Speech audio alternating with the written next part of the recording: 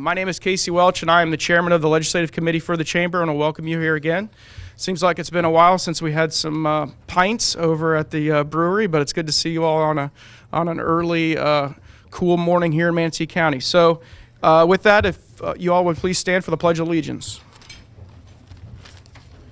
I pledge allegiance to the flag of the United States of America and to the republic for which it stands, one nation, under God, indivisible, with liberty and justice for all. Thank you. As most of you know, this morning we've got a long list of electeds, so just bear with me, and we appreciate all the elected officials coming today. I saw Commissioners Baugh and Benak and Whitmore and Smith and Johnson and Wisnate Trace. Did I miss any more? Okay, welcome today. School board members, Chairman Scott Hopes, Dave Miner. Any other school board members? Okay, Councilman Gene Brown and Councilman Patrick Groff from Bradenton. Okay, Supervisor election and former Senator Mike Bennett. I know I saw him. Good morning, sir. From the office of Congressman Buchanan, Gary Tibbetts. I think I saw him. Okay, good to see you, Gary. From Representative Newton's office, Charles Martin. I know I saw Charles. From Representative Boyd's office, Albie Kamansky. From Senator Galvano's office, Kathy Galea. John Colon. I didn't see you walk in. Oh, and you see, there he is. Just walked in right now. Also, Judge Gilbert Smith, who's a USF supporter and a supporter of the Chamber, was here a little bit earlier. He had a trial to go to, so he apologized. He had to leave early. And also with him was Renee Inman, and he reminded me to say that Judge Inman is the first woman appointed as a Manatee County judge since 1982. So that we were great. And she had to leave earlier, had to go to a trial, and we're really proud of that. She's usually here. So we thank all of you for your public service and just appreciate all that you do. Also, I want to thank the Legislative Committee for the Chamber for all the great work that you do, and let me be your chair, and happy hour, buddy, right, Richard? Thank you. Just appreciate all you do. And we went up about a month ago, the second committee week of November, during Senator Galvano's designation ceremony, and made our rounds. And you'll see on the table our legislative priorities, which for the first time is on one side of one page. Is that right? Yeah, one side of one page. So we've worked very hard to get that from multi-pages to one side of one page, and we work very hard on that. And I just want to thank the Chamber Commandos, as they're called, for doing all that. And last but not least, I want to thank Michael Gallen and Lisa Reeder for keeping me in line and everyone else on the Legislative Committee. We appreciate all you do and get everything organized today. Our sponsor for today's event is Charter Communications, and we appreciate their ongoing support. Also, you see METV is televising and taping today for an upcoming broadcast of this program. So when you come up to ask your questions, if you would please come over here between these columns.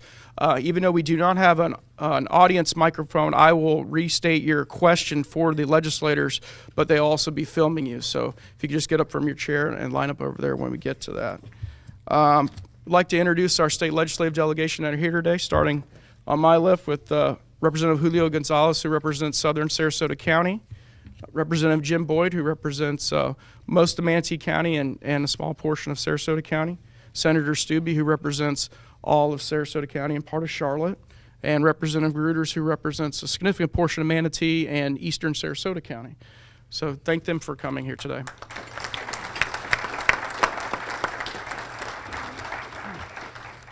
So in the spirit of saving time and getting to all of your questions, we're going to skip the introductions that we usually do and having each legislator come up and talk about their multitude of bills and get right into the things that you want to talk about. I'm going to kick off the discussion by asking the legislators, we've seen the revenue estimates and what the budgets look like, obviously, after Hurricane Irma and the issues that we're facing as a state. And as the legislative session starts a little less than a month from now, what each of them see for the budget and just the overall economic outlook for the state. Who wants to start with that one? That's an easy one, right? Representative Gonzalez, you want to start? Oh, come on up here.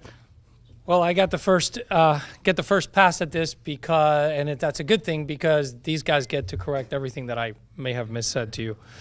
First of all, I want to thank you all for allowing me to be here and participate in this incredible forum. I've done this before, and the venue is just fantastic, and it's always great to see all the plethora of people who are interested in the things that are going on in Tallahassee, particularly over the next few months. In terms of the budget and where we're going and what I foresee a big drain on the budget with issues dealing with Hurricane Irma. I think that's going to be the biggest challenge.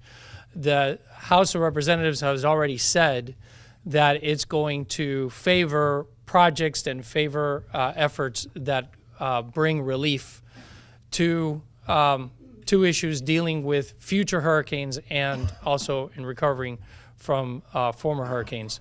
I think that I've heard budget proposals stemming all the way up to $87 billion. I think that's probably a little hefty. I think it's going to be less than that. And I think it's going to be real tough for particularly local projects, what they call House member projects, to have a flying route to the finish line because there's so many challenges that are going to be taking place as we respond to Hurricane Irma. So I think from that standpoint, in terms of what I see, I think it's all going to be about Hurricane Irma. I think you're going to see a lot of discussion about improving our educational budget, improving not just the overall budget, but the amount of money that's spent on per student on education. You're going to see some healthcare stuff. The federal government is improving the restrictions, improving for us. In other words, loosening the restrictions on how monies can be used amongst the individual states, and I think you're going to see an appetite in our state to be able to allocate those funds in a manner that we think is best for the state of Florida. So 30,000-foot view and a foundation for my colleagues to comment further.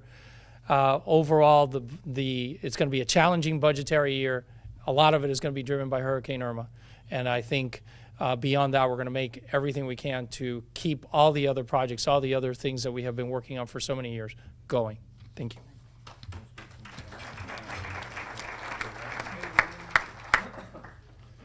Boyd said he didn't have anything to add, so he's like, let the Senate get up there and talk. Kind of part of that, too, related to Hurricane Irma, but not related to Hurricane Irma, but some of the impacts that we're seeing. I sit on K through 12 appropriations, and last week we had presentations from the governor and the Commissioner of Education on their budget look. And as of last week, they had 8,000 new students in the state of Florida from Puerto Rico. So, and that number is going to continue to increase as we see more and more people leaving Puerto Rico to come to the state of Florida, whether it's Orlando, Miami area, wherever they end up settling. But that's going to have a significant impact on our education budget and our Medicaid budget. Two of the biggest cost drivers of the upwards now $85, $87 billion budget, the two biggest drivers of that is Medicaid and education. So if you're going to have some strains on that part of the budget because of an influx in citizens coming into our country or into our state, I think you're going to see some very high dollar numbers in the K through 12 education realm and on the Medicaid budget. There's been talk about doing budget cut or tax cuts. I don't know if we're going to if we do tax cuts, I don't know if it's going to be very significant because with what Casey said, the revenue estimating conference doesn't have us really that much more money. I think it was like the last time they did it, like $50 million or $100 million, which is a drop in the bucket for an $87 billion budget. So if we do cut taxes, which I obviously support, it'll be very challenging because you're going to have to cut somewhere else in the budget. And with all of the other needs that we have, you're forced to pay an education budget because it's a per pupil funding formula. So if there's more students, they're going to get more money. And same with Medicaid. If people qualify for Medicaid, it's paid. And if you look at the Medicaid numbers over the years that Jim and I have been in the legislature, it just keeps doing this, which is why, 3-4 years ago, we didn't decide to expand Medicaid because of that cost driver. So I think that's going to be the big discussion point, is how much are we really looking at both in the education budget and the Medicaid budget, and then that's going to drive the rest of the conversation of what money is left for the projects. What I read was like $1.8 billion just in House projects, budget bills that have been filed. There's no way that you're going to fund all of those projects. So I would just encourage you in the community, if you have projects, be cognizant of the fact that it's going to be a tough budget year. And if you have projects in the budget, it's going to be challenging. And it's obviously, all of us would love to support all the different projects in our community, but it's going to be challenging to do that with all the other cost drivers that we have this year.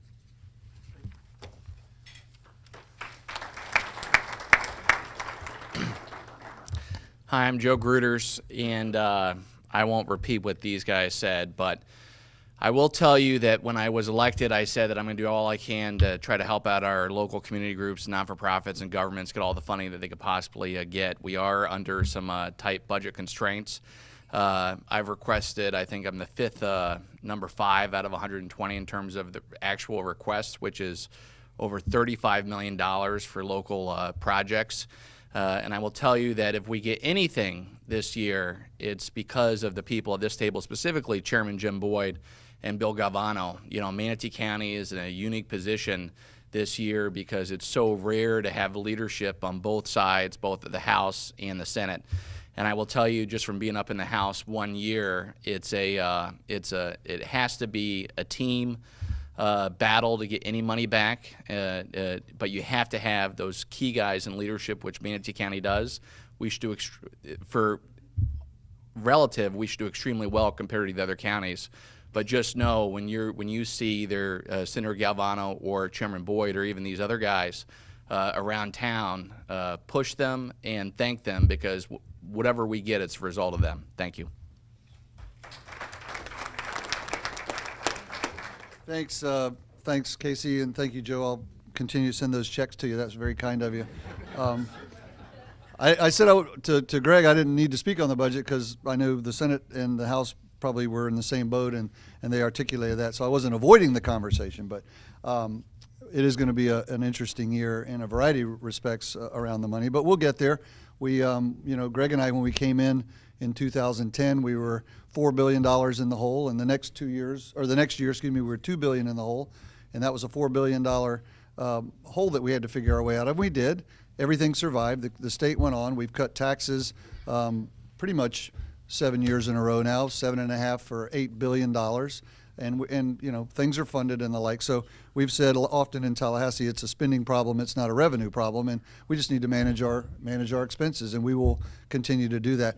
Greg said the House has got the kind of a larger project budget this year, so we kind of feel like the Florida Senate for a change. So just kidding. Inside joke. We always kid each other back and forth about who has the bigger project list. Casey asked me to speak to workman's comp because that's very important to you all is in the business community. And I'll be kind of brief. We could go way down in the weeds, but I won't go there, but certainly can have some questions if you like.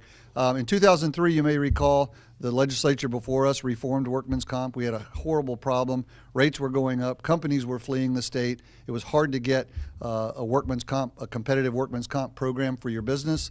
The residual market, or the state pool, grew like crazy back then. The legislature, I think, did a marvelous job of reforming workman's comp then.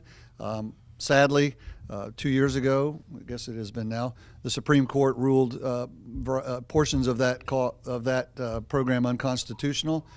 There were 2 cases, Westfall and Castellanos, that you probably heard about, and those, as a result of those rulings, or that ruling in the Supreme Court last year, rates went up on workman's comp 14.5%, and that was as a result of the Supreme Court ruling.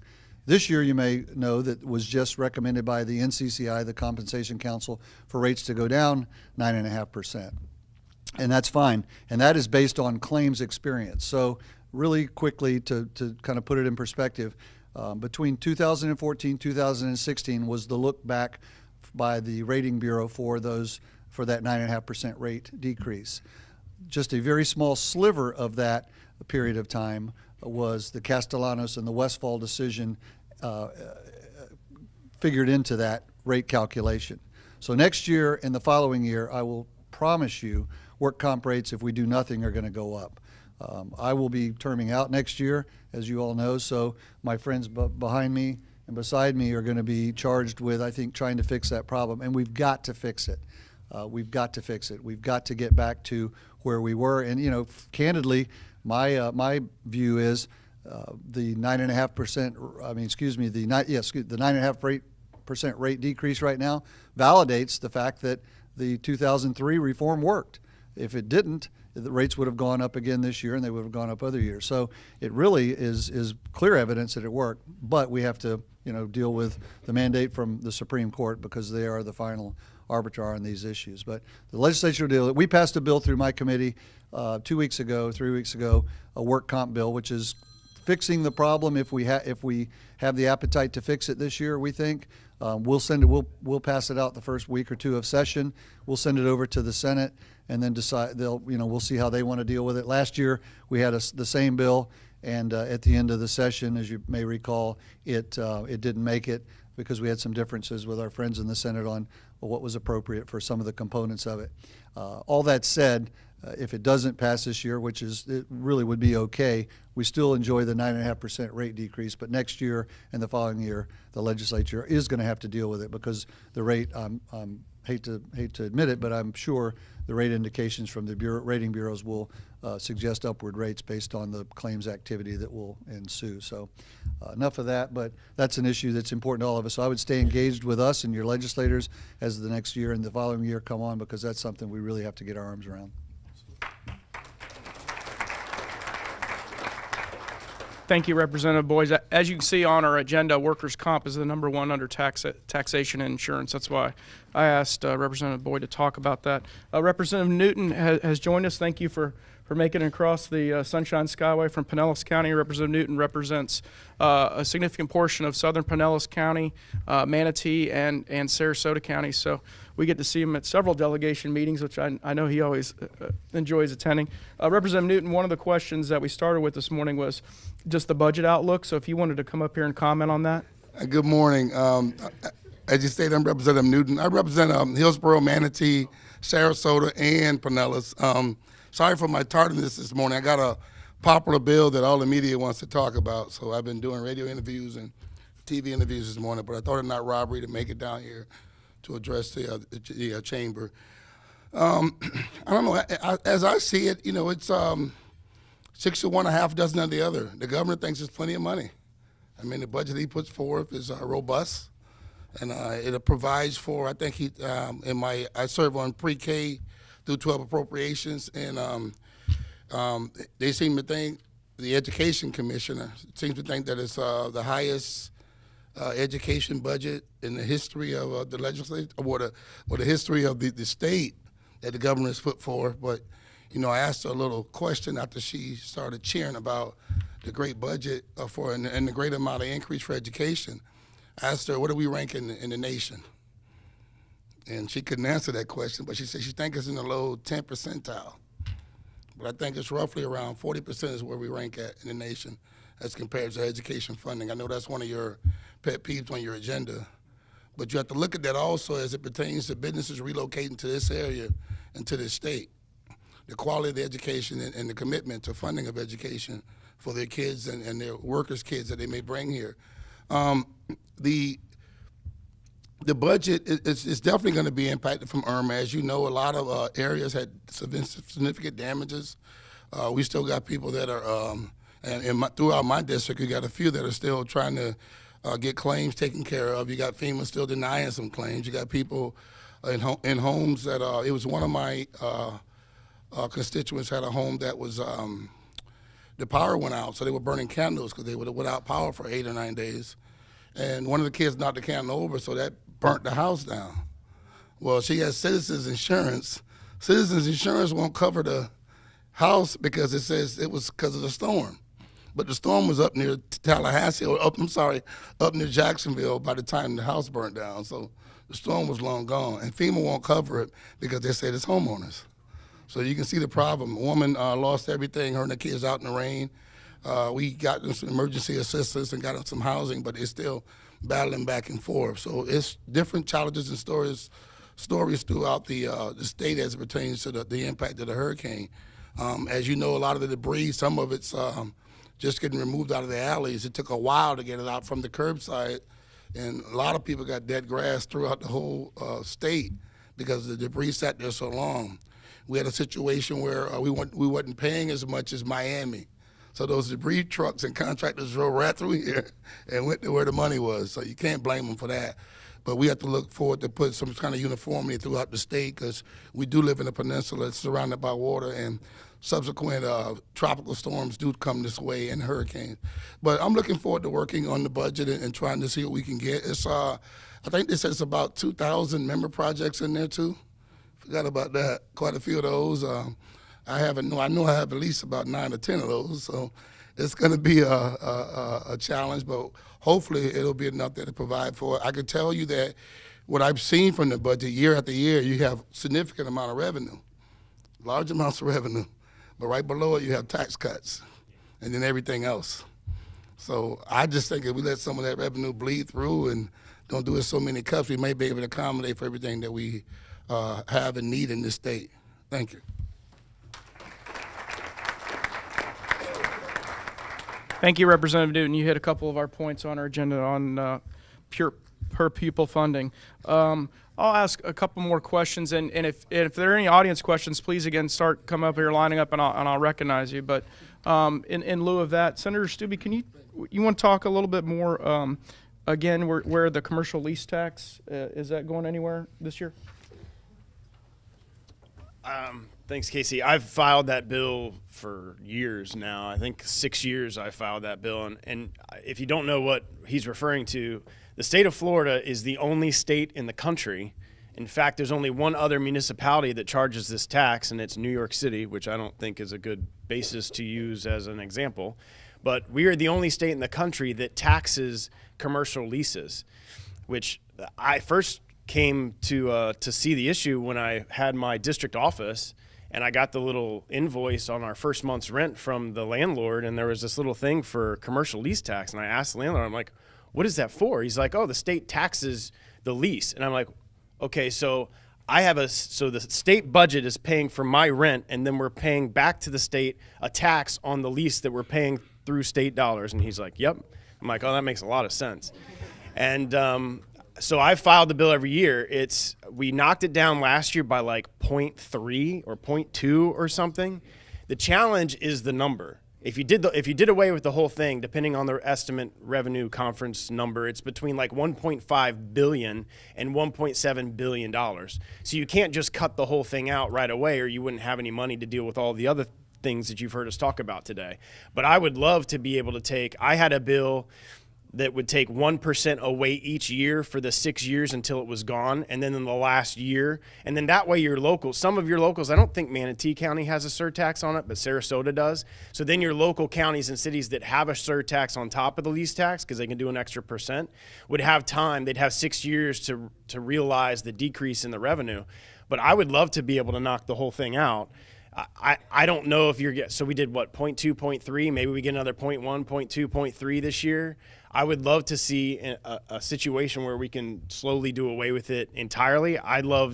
The reason why my bill didn't move in the manner in which it went was we were binding the hands of future legislators. If you pass the bill that it was 1% each year, and the next year we go back up there, and it's like the first session that Representative Boyd and I had, where there was $4 billion that we had to cut, you're binding the hands because then you're having to cut that amount of money in that fiscal year. So what we did last couple of years has been just a flat 1% reduction, and then each year come back up, and I'd file a bill to try to get it again. But I think there's a lot of support for it. If you ask the majority of members in probably the House and the Senate, they all support cutting it. It's just the number of trying to get it done and how we would go about doing it. But I would hope we can keep continuing to cut it over the next couple of years. Thank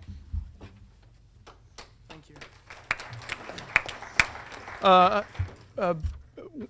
Before I call on Misty, I got one more on the docket here from our priorities about opioids, and I just want to give a big plug to our delegation for their work on the opioid crisis through the 2017 legislative session earlier this year, and the ability to get to pilot project, something also that our Chamber Legislative Committee worked very closely on last year. So there was one thing that I think out of the whole state that we're leading on, it's fighting this crisis. So Representative Boyd, is that something you can talk about?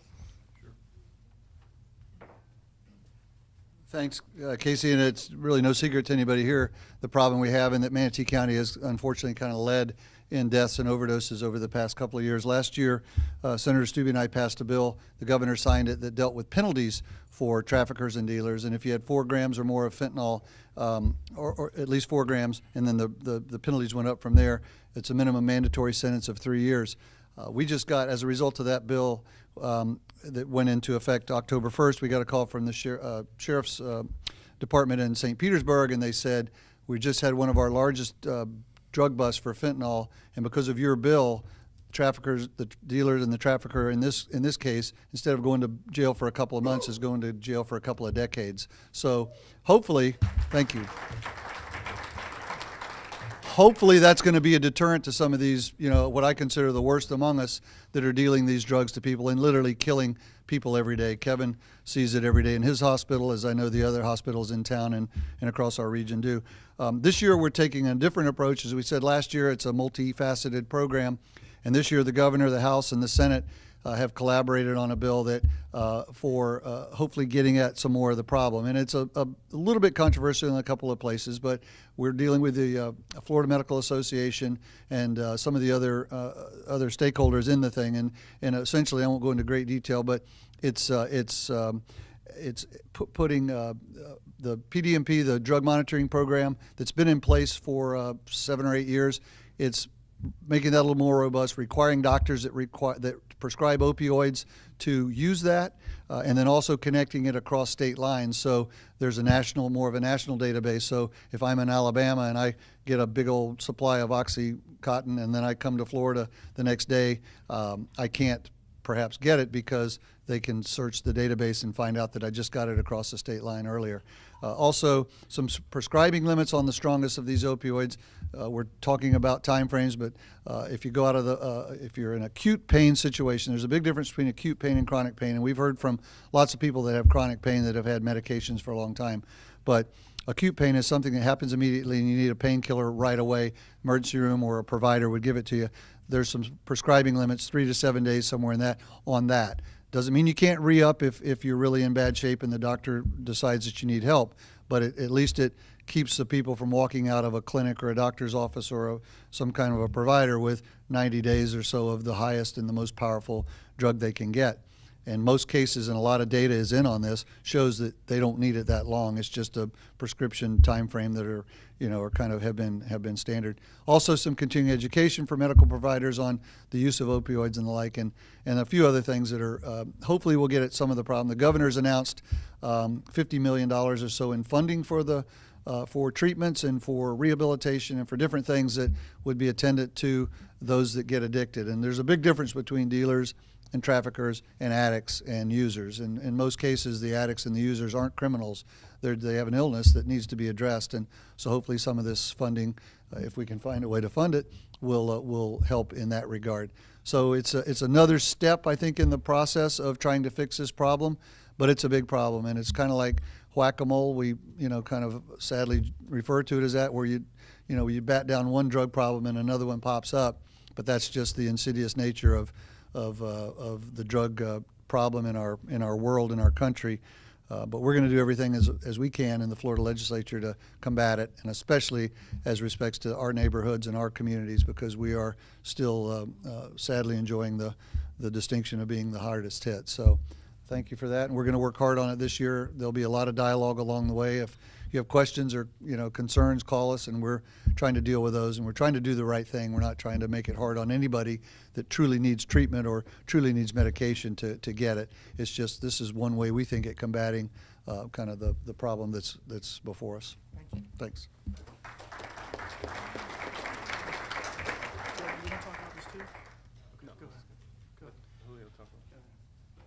Well, this is an incredibly complicated problem. It's a complicated problem where lives are lost. And a lot of the things that we do may make things better, and a lot of things that we do may make things worse.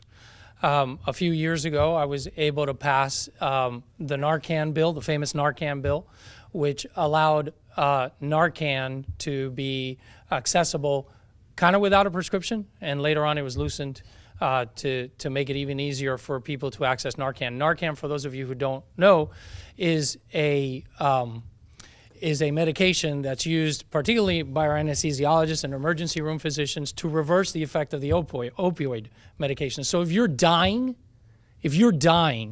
and obviously you can't administer it to yourself because you're not breathing, you're unconscious, your loved one who was now able to access this medication outside of taking you to the doctor, but your loved one or your friend can actually go ahead and administer the Narcan and literally save your life right there with one shot. The same as first responders who may not be ACLS certified. ACLS is Advanced Cardiac Life Support, which is where they teach you how to do the whole thing. Clear, poof, stuff that you see on TV. Well, the police officers are not trained to do that. For example, people from the sheriffs, and the sheriffs are often the first ones to respond. And when they get there, because they're not ACLS certified before the passage of this bill, they would not be able to be in a position to save somebody's life. Now the patrol cars are able to carry Narcan in their squads, and they can just as easily save a life as anybody else. And as of about a year ago, I got word from the Florida Sheriff's, the Sarasota Sheriff's Department, where they had sort of saved 47 lives already with that, and that was a year ago. So we move on, because even though that put a stopgap on some of the people who are dying, we still have a huge problem. This is a crisis. And this is a crisis not just because of prescription medicines, which is where a lot of this starts, but primarily and increasingly from non-prescription medicines. You want to hear which one? Heroin. Fentanyl. Fentanyl is a huge monster medication that we give in the hospital. There's barely any use outside of that, outside of the hospital. Carfentanil, which is used to put elephants to sleep. People are just taking a drop of that or a whiff of that, and they're dying immediately with very difficult opportunity to reverse. So the genius part of Chairman Boyd's bill is that it didn't just make it illegal to deal in fentanyl or carfentanil, but it was actually genius. If you guys look at the bill, you see the bill, and it has the chemical equations of these various substances, and then the chemists already knew where they were going to put the new changes to make it even stronger and to avoid the law.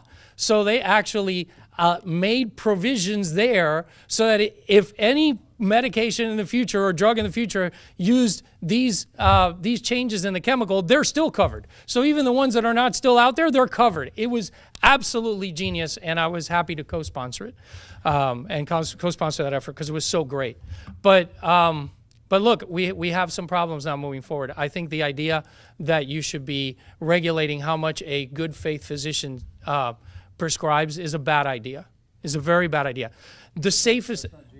That is not genius. That is a genius. The fact of the matter is that although a lot of the problems start with prescription medications or with prescription medications obtained illegally, do you know where the safest place to take a narcotic is? Under the care of your physician. Do you know what the mortality rate of receiving opioids when you're under the care of a physician? 0.05%. 0.05%. The overdose rate is a mere 3%. Yet what we're going to do is we're going to try to make it more difficult for physicians to be able to manage the pain that their patients have. And it's not the physicians who are in pill mills, which, by the way, we addressed a few years ago. It's the physicians that are acting in good faith, the ones who are delivering your hip replacement. Imagine this: according to the bill, if you have your hip replacement, you have to come back in 5 days just to get a refill on your medicines. I'm just not sure that that's a good idea. The other thing is there is very little literature on this issue, and in point of fact, the little experience that there is, for example, I think in Texas they outlawed giving hydrocodone, or they limited the amount of hydrocodone that physicians could give. Just hydrocodone, not all of them, just hydrocodone. You know what happened? The use of oxycodone, tramadol, and all the other codones went up by 400%. So essentially what we're going to do is drive people to the black market where it's less safe for them to be taking medications. And this is something that Chairman Boyd and I are going to be working on fiercely to get the right answer, because I know this is all being done with the intent of making things better. One other thing that I'm seeing, I'll just leave you with this. I'm just like a fire hose of information on this, and I apologize if I'm giving it to you. But the last tidbit that I'm seeing out there, and I think I'm going to support it because I think the time has come, is needle exchange programs. I have been a staunch opponent of needle exchange programs. A couple of years ago, when they tried the pilot program at the University of Miami, the needle exchange program has worked with great success. It has saved countless lives. And in light of this being essentially a crisis state that we're in, it's I think the time to just pick principle over pragmatism and reality is quickly coming to an end on this issue. So I think you'll see the pilot issue expand without cost to the state. It'll be run through the private sector, but places like Manatee Hospital will be able to run one if they so desire. So anyway, those are just some of the thoughts going in on this very small and very easy topic. But I really hope that you guys keep an eye on this, because it will have far-reaching impacts to the lives of our citizens. Great job.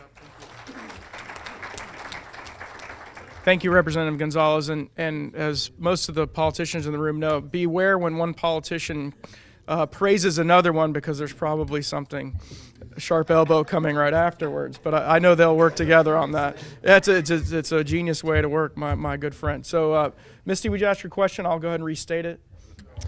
So the question was, Senator Stubbe, can you explain your position on your tree bill that you filed? I would love to.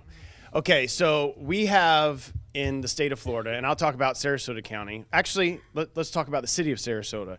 I represented a client before the city of Sarasota who had permission. They took down 4 trees. 3 of the trees they had a permit for. They went, they did all the stuff you have to do, got the permit, but they didn't post the permit on the tree the right way that the city wanted them to post it. So they fined them for that. Then there was a 4th tree that in the magistrate's hearing, now I'm representing a client before a magistrate, so it's a quasi-judicial proceeding. The city's attorney admits that the tree was diseased and dying and was going to be permitted to be taken down. They were going to permit it to be taken down, but they hadn't issued the permit yet. They were fining my client $16,000 for cutting down a 28-inch oak tree on their own private property. So I always go back to the Constitution, and that's a big thing for me. You know, I'm a big supporter of the Second Amendment. I'm also a big supporter of private property rights. And if you have your own private property, I don't believe that the government should, 1, you'd have to ask them permission to take a tree down. And 2, if you don't ask them permission to take a tree down on your own property and you take down the wrong tree, they're going to fine you $16,000 for cutting down a 28-inch oak tree. After I filed the bill, I started getting all of these like emails and phone calls all over the state. This is going on all over the state. I ran into a lawyer. I spoke at another event in Tampa, bless you. I spoke at another event in Tampa, and there was a lawyer up there that represented a client.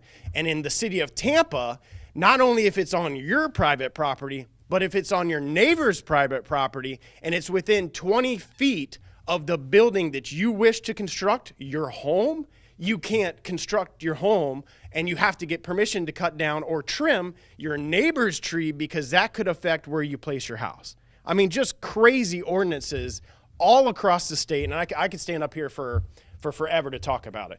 Do I believe that cities and counties should have the ability to do wetlands mitigation, comprehensive use plans, green space within their comp plans? Absolutely. But on your own private property, I believe that you should have the right to decide what tree you want to cut down and what tree you don't want to cut down. In Sarasota County, now I live on over 5 acres. 5.3 acres. In Sarasota, way out in the middle of nowhere. My neighbor's a 141-acre cattle ranch. Outside of 100 feet of the curtilage of my home, and I bet you most people that live out where I live don't think that they actually are violating the law if they cut down a tree. But outside of 100 feet, which 100 feet is probably from like me to the middle of the room, so it's not very far. Outside of 100 feet of the curtilage of your home, any tree you have to take down, there has to be an inspector that comes out and inspects. If you have enough oak trees, they'll say, okay, that's okay because you have enough oak trees, but you can only take down these oak trees. Oh, we don't care about pine trees. Okay, so pine trees' lives don't matter, but oak trees' lives do matter. You can take down whatever pine trees you want, but don't take down the oak tree. And if it's over 27 inches wide, that's a grand heritage oak tree, and you can't touch the grand heritage oak tree. And I'm like, okay, so I can't put my shop here because there's a 29-inch oak tree right there because that's a grand heritage oak tree on my private property. No, you cannot. Okay, and if you don't have enough oak trees, you have to mitigate the oak trees by planting more oak trees somewhere else. So if you can't tell, I'm pretty passionate about this. And I believe that you, on your own private property, you have a constitutional right to your private property. And if you want to cut down a flippin' tree, you should be able to cut down a tree on your private property. That is my position.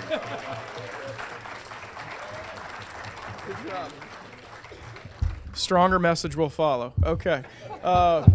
Senator Bennett, you have a question, sir? So the senator's comment, and we were going to ask him earlier to come up here because speaking of courage, you usually have a fair amount of courage, sir. But I think this panel does have the courage to deal with that. The question was, if you really want to do something to help the budget, help the state, let's start talking about get rid of minimum mandatory sentences. I can't even say it. And I'll speak quickly, and I apologize. I have to leave because I had a pre-scheduled meeting I could not change. But because I mentioned minimum mandatories a few moments ago under our drug trafficking bill, I couldn't agree with you more. And I told my friends in the Senate predominantly last year, there was a big debate with our bill on whether minimum mandatory sentences should be part of our bill. In the Senate, they felt a little different than the House. In the House, I got 119 to 0 votes on our bill. In the Senate, there was a big push to take the minimum mandatories off of our bill. I felt like my House colleagues felt like, and ultimately the Senate felt like, for the worst among us, these people that are killing people day in and day out, the traffickers and the dealers, there's got to be some incentive or some disincentive for them to do what they do. And people say, well, you don't trust the judges? Absolutely, I trust the judges. But I don't want them to think that they can go to court and have a chance to walk from killing somebody by dealing these horrible drugs.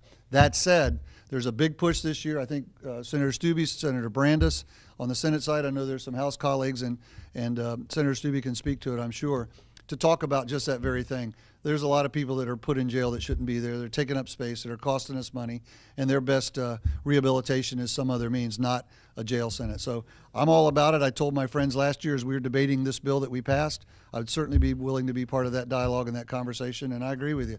So I think you will see the courage this year to try to deal with it, and I hope we can, because I think it's a very important issue.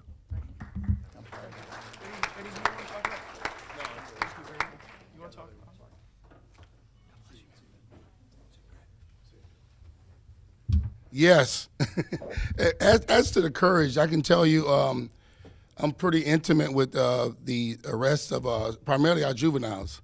You know, I served 8 years on the St. Petersburg City Council. I think 1 year we arrested 2,500 juveniles in the city of St. Petersburg. Approximately 60 square miles wide, 250,000 people in population. I didn't know there was that many kids in there. We spent $500,000 a year sending them out to the Pinellas County Jail for Children. They call it a juvenile detention center because it sounds sexy, but it's a jail. If you look in Webster, if they control your movement, handcuff you, take your picture, fingerprint you, that's a jail. You know, so we also are one of the only states in the union that relinquishes juvenile records. A lot of these people, a lot of these kids get these records at 12, 13 years old. They know now what they're doing. That's why the Bible says train up a child. It didn't say a black child, didn't say a white child, didn't say your child or my child, but train up a child in the way he should go. When he's older, he won't falter from it. They didn't talk about training up adults. They're talking about training up child. Because the way this works is this industry, most of the OGs and the hardcore criminals are dying. So no one lives forever. So they're dying off. And a lot of the older ones are not recidicating because they figure it's a young man's game. So what we do is we criminalize everything on the small or the young people to keep pumping them in there. Because but for those young people, we wouldn't be able to get the funding and the money that the senator's talking about because it requires butts and beds. It requires butts and beds. You know, I was late this morning because of the interview I was doing. I'm proposing a bill. It's House Bill 927. And a lot of people are up in arms about it. It basically talks about it's making, if you leave your car running, unlocked with the keys in it, and the juvenile takes it, it makes it a second-degree misdemeanor. Now, I got beat up left and right since I filed that bill last Wednesday. But, you know, I told him, forget about Rep. Newton's 3 sentences that's going to amend current Florida statute. What amend mean is that the law is already on the books. When it says creating, that's something new. That's something Rep. Newton went out, party, had a good idea, came back and said, let's make this a new bill. But currently, Section 316.175 says that you're not permitted if you are in control or the owner of a motor vehicle, and it's called the Unattended Motor Vehicle law, and it's already on the books. It's Section 316.175. So you're not permitted to leave an unattended motor vehicle unless you first stop the engine, which means it's running. Second, lock the ignition, which means you're gonna lock it so you can't turn the wheel. And third, remove the keys. That's it. That's already on the books. But right now, it's you get a ticket or a citation. But our law enforcement, primarily in St. Petersburg, have issued 4 tickets. St. Petersburg is ground zero for auto thefts. Ground zero. 7 out of 10, or 70% of the cars taken in St. Petersburg are unlocked running with the keys in them. 70%. And my police chief said, well, I'm not going to write tickets for that. And also, if this bill passes, I'm not going to criminalize a victim. That's what he said. But with the current law, forget about Rep. Newton's bill, 316.1975. If you cut your car off, lock your ignition, and take your key, there's no way you can be a victim. There's no way. But, you know, it's a great conversation. It's a conversation we need to have. But if you look at it, it's an influx of young people, because that's who's doing it. Last session, I supported Representative Grant's bill. It made it possible to keep a juvenile in jail for stealing a car from 21 days to 45 days, okay? This is the part you're gonna love, with an $8 million physical. I voted for it, I supported it. But I also asked a question on the floor, what happens after 45 days when they get out? They go right back to the same community that leaves cars unlocked, running, with guns in them, iPads, money, and they do what they do. And it's just so simple. I mean, I have my keys right now. So chances are, maybe, when I go back outside, my car will be there. But this is the kind of thing the senator's talking about. I'm taking a lot of heat, but it's worth it. And I have an opponent. I do. But the people need to have this conversation. It's so simple. But for those keys, those young juveniles wouldn't be flying through these streets with a 2-ton vehicle, creating chaos and mayhem, maybe running over our law enforcement, killing one of you, damaging your property. And we spent $8 million of your dollars. That's all it's going to do is give them another 3 weeks in the what I call criminal university. Because while they're sitting in there 45 days, what do you think they're talking about? ACT scores, college prep exams? No, I'm serious. They're talking about how to be a better criminal and not get caught next time. They're also talking about this is where you go, where they leave keys in cars, keep them running with a lot of valuables. I mean, you would laugh, but I got about 20 emails so far, and some of them have phone numbers. I was calling people in Snell Isle, which is the affluent neighborhood in my district, in St. Pete, well, in Pinellas, as late as 10 o'clock last night when I returned from Orlando. And we had some festive conversation. And they went all over the world. And I came right back, if you lock the car, take your keys, I mean, that's what you're supposed to do. But it's a problem. You are right, Senator. I'm going to get a lot of flack about it, but I think the conversation needs to be had. The amount of money we spend is enormous. Well, Job Corps is even better. Job Corps is $25,000. You take a wayward teen, has no fire in their eyes, you give them a skill and occupation, and then inside of, I think it's 9 months, they become taxpayers. And now they're spending money. My son has juvenile diabetes. We were in St. Anthony's, and he had an episode, and a young man was taking him to get an x-ray, and he said, I knew you. I said, no, you don't. He said, yes, I do. You was at my graduation. I said, where'd you graduate from? He said, Job Corps. He says, now, Ms. Newton, I'm a radiology technician. He said, I was back there temporary. This offered me a full-time position. So we're going to get FICA and Social Security out of him for the rest of whatever. I want to leave you with this and show you how much money we're talking about. In the city of St. Pete, like I just told you, 60 square miles with 250,000 people. When I got on the council in 2008, the police budget was $83 million. We have the best trained, best equipped, best qualified police department. It was $83 million. When I cycled off or term limited out in 2016, it was $93 million, okay? And today it's about north of $104 million. Our police department over there spend 30 to 40% of their time, chasing and arresting juveniles. That is not a conducive use of a $104 million asset. This is a lot of money. It's big business, though. That's why you see the people that's supposed to enforce the laws that we make that are on the book look the other way. And your community becomes a victim because while they're sitting in there for those 45 days, they say, hey, you should go out here, man. Good call. They run in, they got keys in them.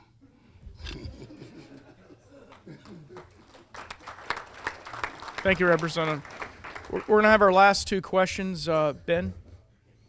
Thank you, Ben. And that's on our legislative agenda for the Florida Housing Trust Fund money for housing programs. Dinah, I know you push that.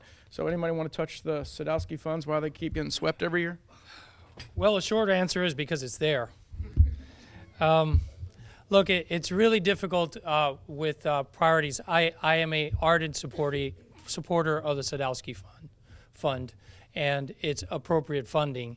And despite my little snide remark at the opening, you're really pointing at a thing that's taking place throughout all the political ranks, all the levels of government.